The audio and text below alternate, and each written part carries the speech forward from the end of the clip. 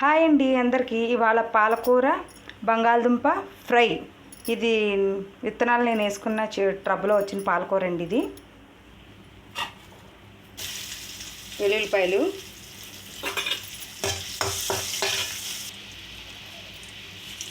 ఆవాలు, జీలకర్ర, కరివేపాకు, పచ్చిమిర్చి, ఉల్లిపాయలు బాగా మగ్గిపోయినాయండి. ఇప్పుడు బంగాళదుంపలు వేసేసుకుంటామే. బంగాళదుంపలు వేసేయండి, సాల్ట్ కూడా వేసేసుకోవాలి. బంగాళదుంపలు వేగిపోయినాయండి. ఇప్పుడు ఇందులో పాలకూర వేసేసుకోవాలి. మనం కట్ చేసేసుకున్నాయండి. ఈ కట్ చేసుకున్న పాలకూర బంగాళదుంపల్లో వేసేసుకోవాలి. వేసేసుకున్నాం కదండి, ఒకసారి కలుపుకోవాలి. కలిపేసుకున్నాం కదండి, ఒక 10 నిమిషాలు స్లో మంటల మీద మగ్గనివ్వాలి. ఇది పాలకూర బంగాళదుంప ఫ్రై రెడీ.